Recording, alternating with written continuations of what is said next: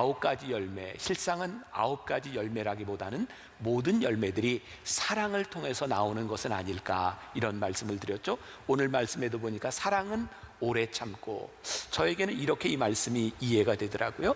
우리에게 사랑이 있으니 그 사랑의 열매로 인하여 우리들이 또 맺는 열매가 있는데 그것이 오래 참음이다.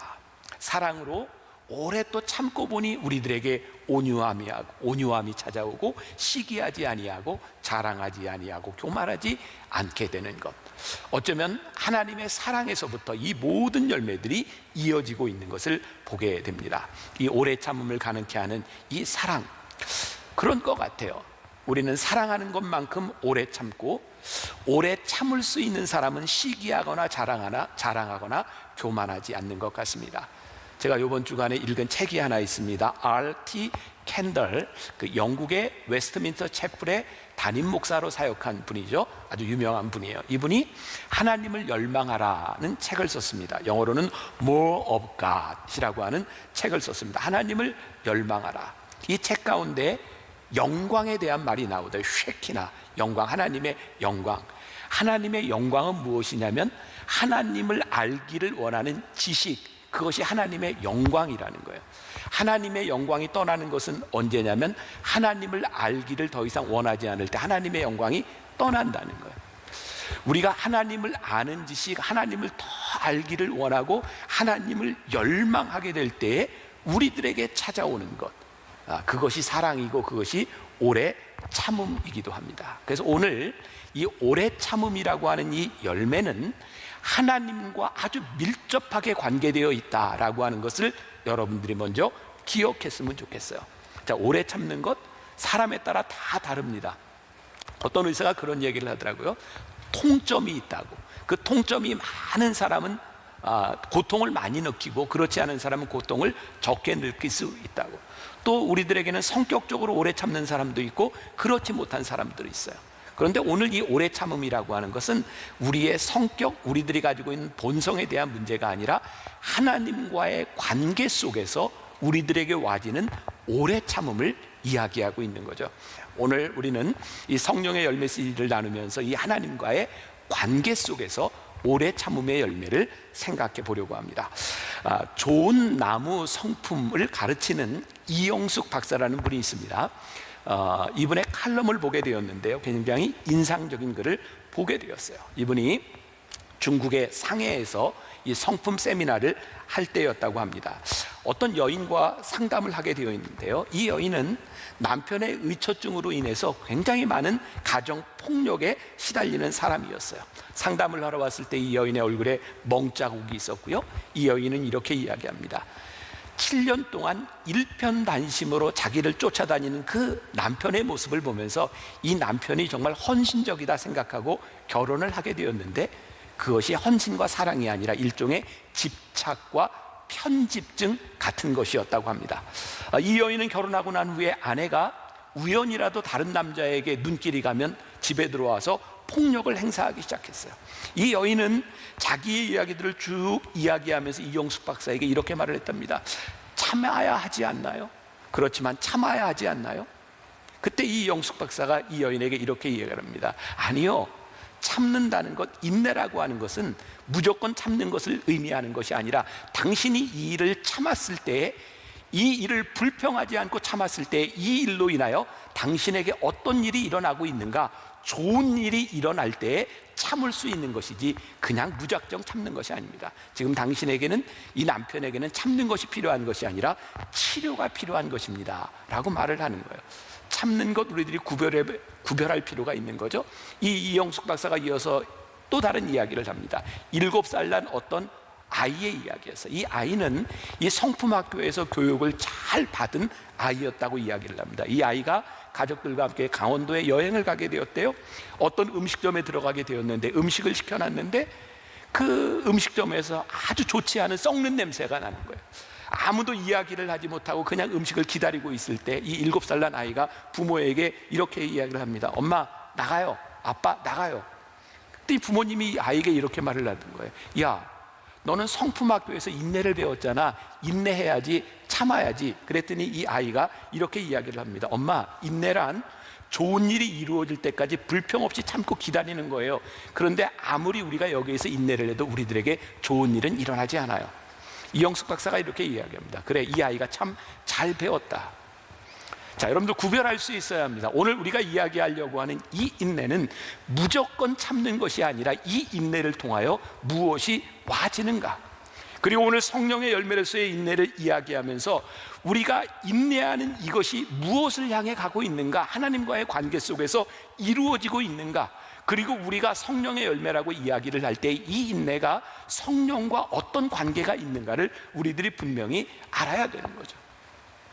성령과의 관계를 빼놓고서라도 우리는 우리의 삶에서 인내하지 못하는 것을 인해서 후회할 때가 참 많죠. 우리의 삶에서 적어도 그리스도인이라면 그런 경험이 있을 것 같아요. 하나님과 친밀할 때와 하나님과 친밀하지 않을 때 우리의 행동이 참 다른 것 같아요. 우리가 하나님과 함께 친밀하게 인생을 살아갈 때 우리들이 결정하는 것과 그렇지 못할 때 우리의 결정은 참 많이 다른 것 같습니다. 하나님과의 관계를 우리 크리스천들이 종종 오해하는 경우들이 있는 것 같아요. 우리 영성 이렇게 이야기를 하면 그 영성이라고 하는 말이 우리들의 삶에 굉장히 초월적인, 우리의 삶과는 좀 거리가 먼 것처럼 생각할 때가 종종 있는 것 같아요. 그런데 저는 적어도 이렇게 목회를 하고 제가 하나님을 믿으면서 깨닫게 되는 이 영성과 하나님의 친밀함이라고 하는 것은 우리들의 삶에 아주 동떨어진 초월적인 곳에서 우리들에게 와지는 것이 아니라 진정한 영성은 우리들의 삶의 한가운데서 와지는 것 같아요. 사무엘상 3장 1절부터 5절까지의 어린 사무엘을 부르시는 그 장면이 나오죠. 제가 조금 읽어드릴게요. 아이 사무엘이 엘리 앞에서 여호와를 섬길 때에는 여호와의 말씀이 희귀하여 이상이 흔히 보이지 않았더라. 3절, 하나님의 등불은 아직 꺼지지 아니하였으며 사무엘은 하나님의 궤에 있는 여호와의 전 안에 누웠더니 여호와께서 사무엘을 부르시는지라 그가 대답하되 내가 여기 있나이다 하고 엘리에게로 달려가서 이르되 당신이 나를 부르셨기로 내가 여기 있나이다 하니 그가 이르되 나는 부르지 아니하였으니 다시 누우라 하는지라 그가 가서 누웠더니. 자, 여기 말씀을 잠깐 보세요. 뭐라고 되어 있냐면 사무엘이 엘리 제사장 앞에서 여호와를 섬길 때 그때 여호와의 말씀이 희귀했다. 그러니까 하나님의 말씀을 들은 사람들이 별로 없는 거예요. 그런데 그 어린 사무엘이 그 성전에서 잠을 자고 있는데 밤에 하나님이 부르셨어요. 사무엘아, 사무엘아. 그때 사무엘은 엘리 제사장에게 찾아가서 저를 부르셨습니까? 자, 우리 한번 상상해 봅시다. 왜 이런 일이 일어났을까요? 하나님께서 사무엘을 부르셨을 때 사무엘은 왜 엘리에게 달려갔을까요? 이런 추측이 가능할 것 같아요. 사무엘이 하나님의 음성을 들었을 때 그 음성이 마치 누구의 음성처럼 들렸는가? 엘리 제사장의 음성처럼 들렸던 것 같아요. 우리가 하나님의 음성을 우리들이 구별할 수 없고 우리들이 하나님의 음성을 직접 듣지 못했지만 그때 사무엘에게 임했던 하나님의 음성이 마치 엘리 제사장의 음성과 같았던 것 같아요. 저는 이런 생각을 해보게 돼요.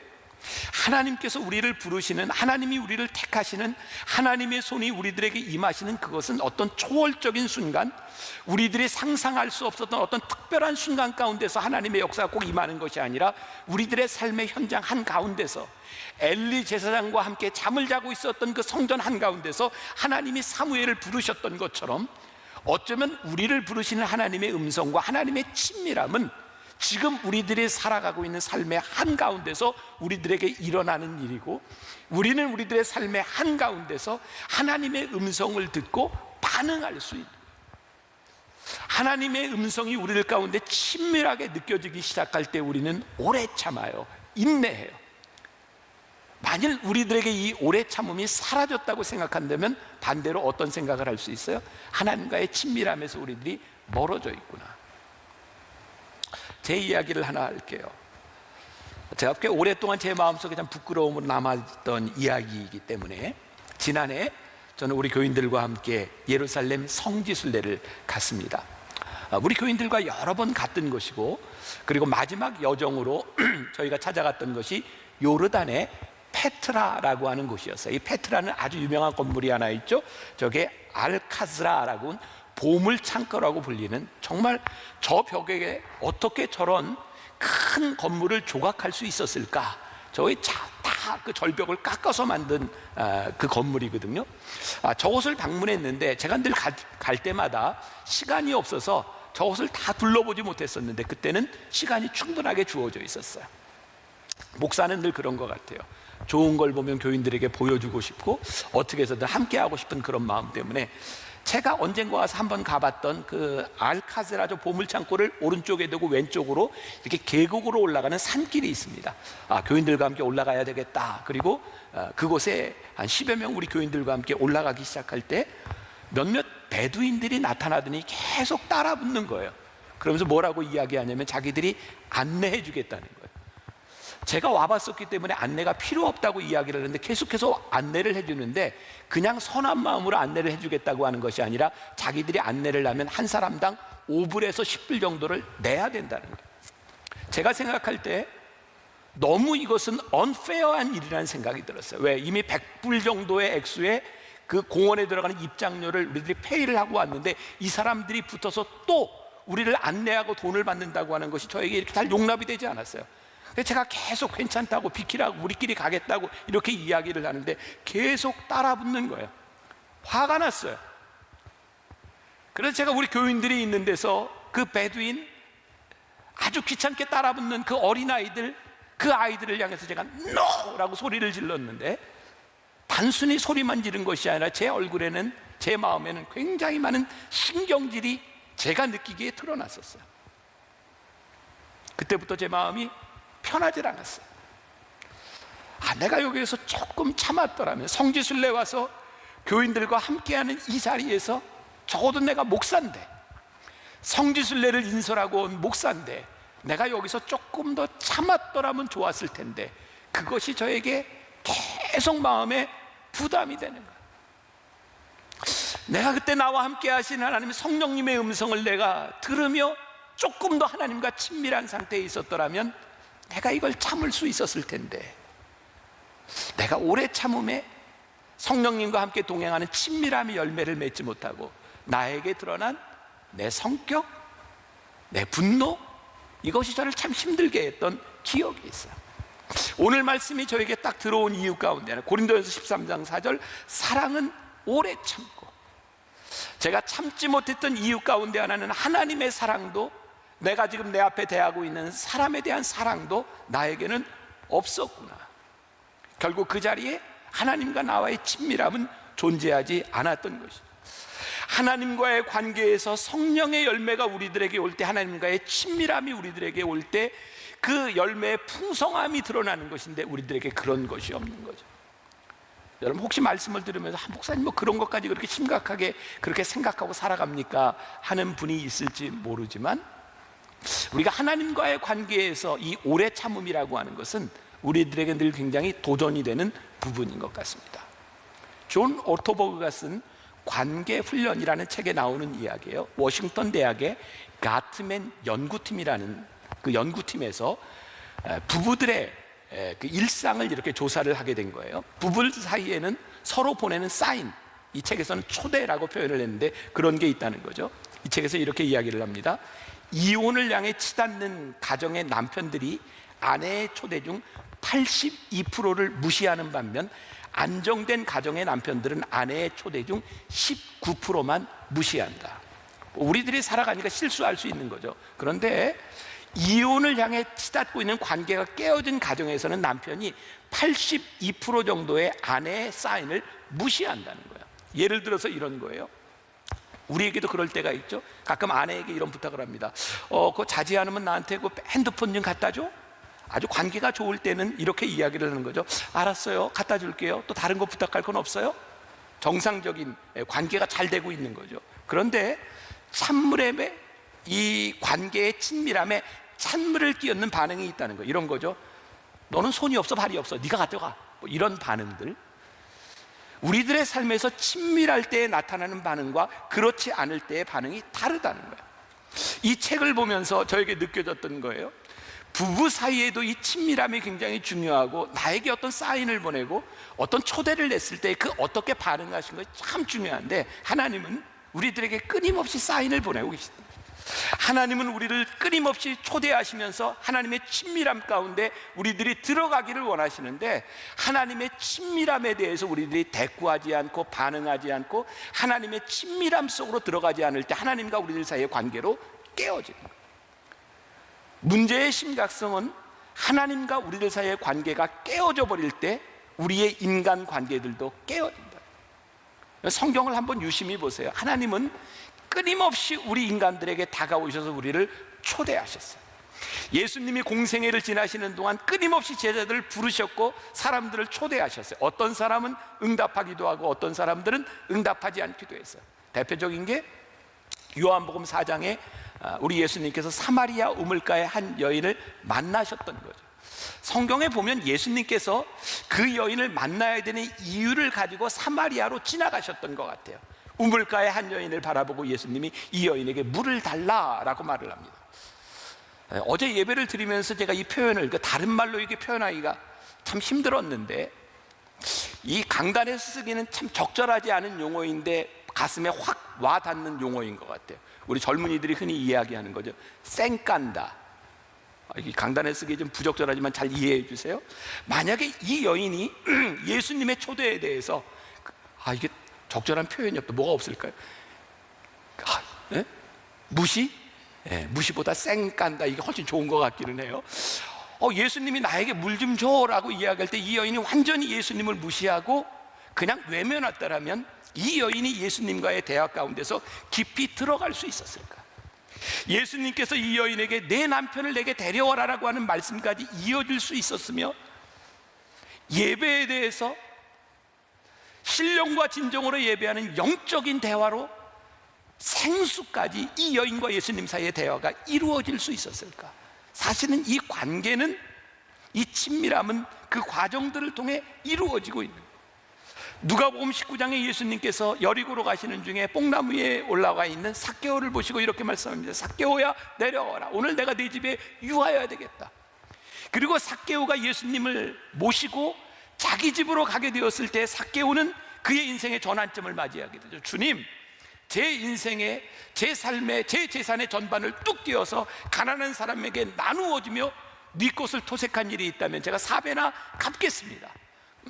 예수님께서 이렇게 말씀하세요. 삭개오야, 오늘 이 집의 구원이 이르렀느니라. 이 삭개오 사마리아 여인에 대한 이야기뿐만 아니라 하나님께서는 우리들의 삶에서 끊임없이 우리를 부르시는 사인들이 있는 것 같아요. 오늘 아침 저는 우리 목회자들과 함께 또 우리 직원들과 함께 저에게 굉장히 감동적인 시간을 갖게 됐어요. 오늘 제 생일입니다. 자, 해피 버스데이 투 유 해주세요. 제 생일입니다. 우리 직원들이 저에게 생일 축하를 해줬어요. 그리고 생일 축하를 하는 그 자리에서 제가 직원들에게 이런 고백을 했어요. 제가 어제 토요일 날 설교를 하고 제 마음에 너무너무 무거웠어요. 어느 날부터인가 제가 설교를 하는 제 자신이 매너리즘에 빠져 있는 것 같다. 너무 쉽게 설교하고 하나님께 이렇게 기도하고 강단에 있었던 그 마음들이 점점 사라져가고 있는 것처럼 느껴지는 때, 어제 설교를 하고 제 마음이 굉장히 불편했어요. 힘들었어요. 소위 말해서 내가 왜 이렇게 설교에 죽을 썼지? 너무너무 힘들었어요. 어제 밤 잠을 자면서 오늘 새벽에 일어나서 하나님께서 저에게 깨닫게 하신 거 있어요. 하나님이 나를 부르시는구나. 하나님께서 다시 한번 나로 하여금 친밀함으로 나를 초대하시는구나. 제가 무감각하게 지나갈 수도 있었지만 그 순간에 제 마음의 불편함 가운데서 하나님의 친밀함을 느끼기 시작했을 때 제가 하나님께 다가갈 수 있는 거예요. 오늘 예배를 드리면서 오늘 여기 함께하는 여러분들, 우리의 삶의 한가운데서 하나님이 우리를 부르시는 그 친밀함의 초대에 대해서 우리들이 어떻게 반응하고 있는가, 이런 생각을 할 수 있을 것 같아요. 하나님과 우리들 사이의 친밀함의 간격이 멀어지면 멀어질수록 우리의 삶에는 조바심이 생기는 것 같아요. 하나님과 우리들 사이의 친밀함의 간격이 좁혀지면 좁혀질수록 우리들에게 인내가 생기는 것 같아요. 하나님과의 친밀함은 우리로 하여금 참을 수 있도록 만들어주는 거죠. 존 오토버그가 쓴 관계 훈련의 이 친절함에 대한 오해, 이야기하고 있는데 저에게 굉장히 인상적이었어요. 이런 문장이 있었어요. 친밀해지면 마음껏 짜증내고 화내도 괜찮다라고 생각하는 거죠. 여러분들, 친밀해지면 우리들이 마음대로 해도 괜찮다. 한때 이 표출이라고 하는 치료법이 유행을 했다 그래요. 뭐냐면 우리들의 감정을 다 표출하라는 거예요. 화가 날 때 화를 내라. 내 남편에게, 아내에게 너희들의 감정들을 다 표출해라. 그런데 사람들이 화를 내면 관계가 회복되거나 자기가 치유되는 것이 아니라, 사람은요, 화를 내면 누군가 그 화를 받아주면 내가 화를 낼 수 있는 자격이 있다라고 생각하고 점점 더 화를 내고 점점 화를 마구 쏟아낸다는 거죠. 이 책에서 이런 이야기를 합니다. 누군가에게 화를 내고 화를 내도 된다고 생각하는 것, 누군가를 감정의 샌드백으로 삼는 것은 관계를 끝내는 가장 빠른 지름길이다. 다시 이야기하면 우리가 누군가의 관계 속에서 참아낼 수 있고 우리들의 삶에 여유가 생기고 오래 참을 수 있을 때 우리의 관계가 회복된다. 그러면 성령의 열매는 우리들에게 무엇일까요? 하나님의 친밀함, 하나님과의 친밀함은 우리들에게 무엇을 가져다 줄까요? 성령의 열매는 우리들에게 회복을 가져다 주지 않겠습니까? 오래 참음을 통하여 하나님께서 우리들에게 주시는 은혜와 풍성한 열매가 있지 않겠습니까? 잠언 29장 11절에 이런 말씀이 있습니다. 어리석은 자는 자기의 노를 다 드러내어도 지혜로운 자는 그것을 억제하느니라. 성령의 열매를 맺는 자는 지혜로운 사람이겠죠. 자, 오래 참으면 우리들이 맛볼 수 있는 풍성한 열매가 있어요. 제가 두 가지 예를 들어볼 텐데요. 제가 부끄럽기도 하고 제가 괜찮다라고 생각하는 부분이기도 하고, 묘하게도 지난해 1919년 1월과 2월 사이에 저에게는 비행기를 타면서 일어났던 이 오래 참음에 대한 이야기를 생각하게 하는 일이 있었어요. 딱 1년 전이네요. 2019년 1월에 제가 제주에서 어떤 컨퍼런스 모임이 있어, 회의에 있어서 참석을 하게 되었어요. 월요일 날 아침 일찍 시간에 맞춰 가려고 제가 공항에 갔습니다.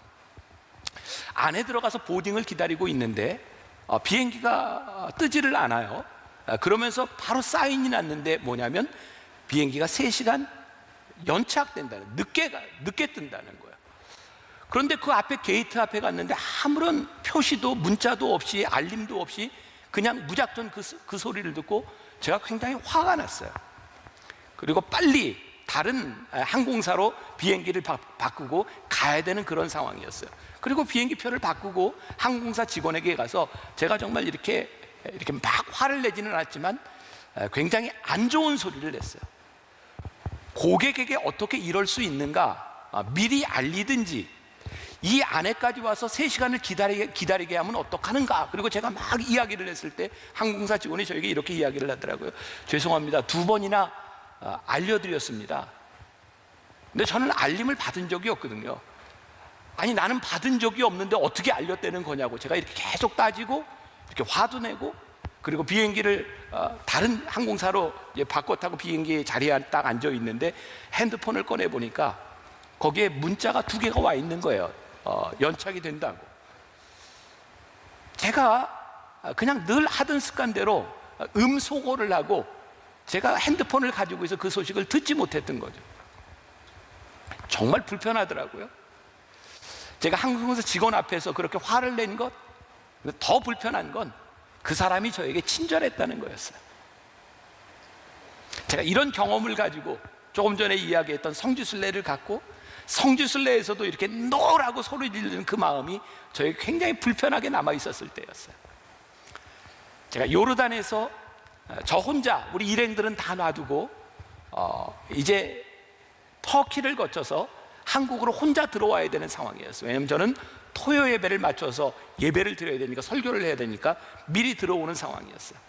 제가 요르단에서 비행기를 갈아타고 터키에 왔을 때 제가 늘 하던 것처럼 저는 해외를 나갈 때 공항에서 늘 노트북을 이렇게 펴놓고 설교 준비를 합니다. 그 1년 전 딱 이맘때, 그때 설교가 바로 이 오래 참음이었어요. 저는 설교 준비할 때마다 참 하나님의 인도하심, 내 삶에서 역사하시는 하나님의 손길이 참 기막히다고 느낄 때가 많이 있거든요. 어쩌면 이때 하나님께서 오래 참음에 대한 설교를 준비하게 하셨을까. 그리고 오래 참음에 대한 설교를 이렇게 비행기에 앉아서 이렇게 막 타이핑을 하고 있는데 방송이 들렸어요. 그런 말이어서 이유는 알지 못하지만 이스라엘 정부가 이 비행기의 이륙을 허락하지 않아서 기다려야 합니다. 근데 그때 저는 딱 2시간 이스탄불에서 쉬었다가 비행기를 갈아타고 한국으로 와야 되는 상황이었고 짐도 다 붙여놓은 상황이었어요. 야, 이거 큰일 났다. 그런데 오래 참음에 대한 이 설교를 준비하면서 그런 생각이 들었어요. 참으라시는 사인이구나. 그리고 화를 내지 않고 오래 참으라고 하는 말씀에 내가 순종해야 되겠다라고 그냥 앉아서 타이핑을 하고 있었어요. 얼마 지났는데 방송이 나오더라고요.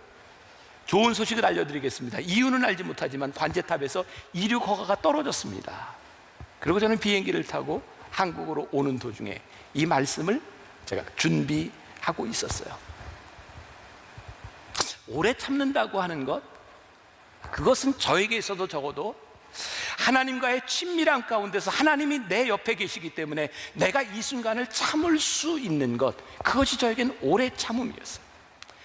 하나님과의 관계에서 어떤 큰 오래 참음, 위대한 어떤 일들이 아니라 내 삶의 일상 가운데서 내가 오래 참을 수 있는 그 참음이 나에게 가져다주는 작은 기쁨, 야, 이것이 성령의 열매인가 보다. 하나님께서 내 삶을 풍성하게 해주는 일들은 어떤 커다란 일들에 대한 오래 참음이 아니라 하나님께서 나와 함께 하심으로 인하여 내 삶에서 작은 오래 참음들이 고백되기 시작할 때, 맥스 루케이도가 오래 참음이라고 하는 것을 이렇게 표현했죠. 오래 참는다고 하는 것은 물이 끓기까지 오랜 시간이 걸린다는 것입니다. 물이 끓는데 얼마나 센 불을 올리느냐에 따라서 물이 끓는 것처럼 우리들이 오래 참는다고 하는 것은 그 물 끓는 시간을 기다려주는 겁니다. 우리들이 오래 참는다고 해서 그 상황이 바뀌어지는 것은 아니에요. 동일한 상황 가운데서 우리들이 얼마나 오래 참을 수 있는가. 베드로후서 3장 9절에 이런 말씀이 있죠. 주께서 너희를 대하여 오래 참으사. 하나님께서 우리를 대하여 오래 참으셨기 때문에 그 참으심으로 인하여 하나님께서 우리에게 자비와 용서를 베풀어 주셨구나. 여러분, 자비와 용서가 우리들에게 먼저 온 것이 아니라 하나님께서 우리를 향하여 오래 참으셨으므로 우리에게 자비와 용서가 왔다. 우리가 잘 아는 마태복음 18장의 이야기죠. 빚에 대한 이야기. 어떤 왕에게 1만 달란트 빚진 자가 있었어요. 왕이 그에게 빚을 갚으라고 하는데 이 사람의 능력으로는 1만 달란트를 도저히 갚을 수 있는 능력이 없는 거예요. 우리가 잘 아는 이야기죠. 이 사람이 뭐라고 이야기해요? 그가 엎드려 왕에게 이야기합니다. 내게 참으소서. 잘 기억하세요. 이 종은 왕에게 나를 용서해 주세요 이렇게 이야기하지 않습니다. 나를 참아주세요. 왕이 참습니다. 참음으로 용서하여 줍니다. 자비를 베풀어 줍니다. 그런데 이 사람이 자기에게 100데나리온 빚진 자를 참아주지 않습니다. 100데나리온 빚진 자도 여전히 이야기합니다. 동일하게 이야기합니다. 나를 참으소서. 이 사람이 참지 못하고 화를 낼 때 왕은 이 사람을 참아주지 못합니다. 맥스 루케이도가 한 말입니다. 참 좋은 말입니다. 인내는 길에 늘어선 줄에서 오래 참는 정도의 덕목 이상입니다. 인내란 하나님의 은혜가 우리에게 올 수 있도록 길에 깔린 붉은 양탄자와 같은 것입니다. 만일 인내가 없었더라면 자비도 없었을 것입니다. 하나님이 우리를 오래 참아주셨던 그 인내로 인하여 우리들에게 자비와 용서가 왔던 것처럼, 제가 성령의 열매를 여러분들과 나누면서 계속 하는 이야기죠. 이게 열매구나. 성령의 9가지 씨앗이 아니라 성령의 9가지 열매를 우리들에게 말씀해 주시는 거예요. 열매가 뭐예요? 숨겨질 수 없는 거예요. 열매가 달리면 사람들이 볼 수 있는 것이고 이 열매로 인하여 누군가에게 유익이 끼쳐지는 거예요. 하나님께서 우리를 오래 참아주셨다는 그 오래 참음의 경험을 통하여 우리들이 누군가를 대할 때 오래 참음으로 인내의 열매가 나타나는 것, 그래서 누군가에게 유익이 될 수 있는 것, 이것이 성령의 열매이구나. 이번 시리즈는 제가 묵상팀들과 함께 하나하나 이 열매들을 그 묵상팀에게 말씀을 주고 묵상해 보세요, 나눠 보세요라고 이야기를 하고 있어요. 묵상팀들이 했던 동일한 이야기입니다. 그때는 오래 참아야 되는 그 상황에서 내가 참 바보 같고 억울하다고 생각했는데 참고 나니 하나님의 은혜가 있고 정말 감사한 일들이 많이 있네요. 하나님과의 친밀함 가운데서 성령의 열매가 우리들에게 맺혀질 때 우리들이 누릴 수 있는 풍성함, 그것은 우리들에게 끝나는 것이 아니라 우리들이 참아주는 사람들에게도 동일하게 맺혀집니다. 몇 년 전 저희 가정에 굉장히 힘들었던 일이 있었어요. 저는 약을 먹고 그 약의 부작용이 이렇게 무서울 수 있다는 것에 대해서 나중에 안 일이요, 그때는 진짜 너무너무 힘들었어요. 저희 딸이 이 경련하는 것 때문에 약을 먹는데 한 번은 의사가 좋은 약이 나왔으니 약을 좀 바꿔보면 어떻겠냐고, 신약이 나왔다고 해서 약을 바꿨어요.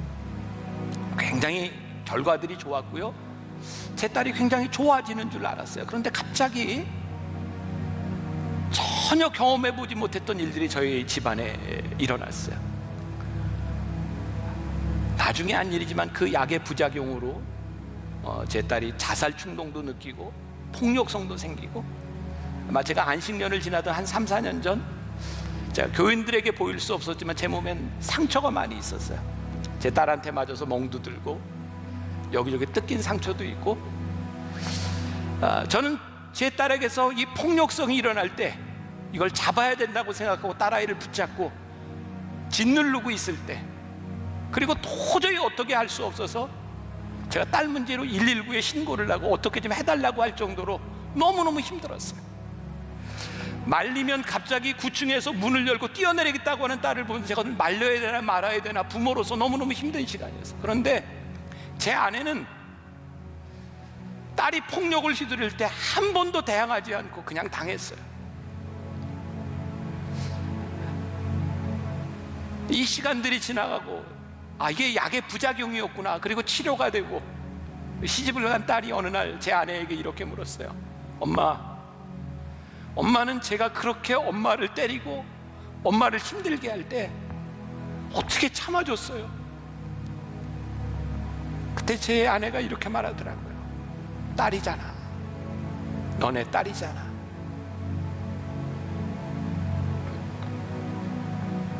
딸이잖아. 그래서 엄마는 참고, 오래 참고, 그것으로 인하여 풍성한 열매가 열려지고, 그래, 엄마가 그때 저를 참아줬죠 라고 이야기할 수 있어요.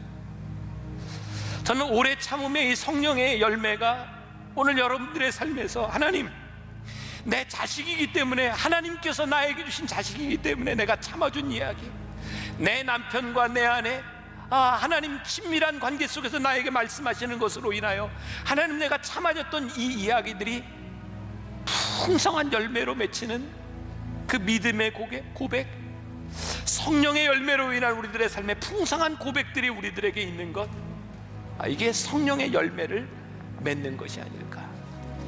오늘 말씀의 제목을 제가 그렇게 잡았어요. 오래 참음, 그래서 이렇게 삽니다. 그래서가 뭐예요? 하나님께서 나를 오래 참아주셨으므로, 하나님께서 자비와 용서의 양탄자를 오래 참음으로 깔아주셨으므로 저도 그렇게 살아갑니다.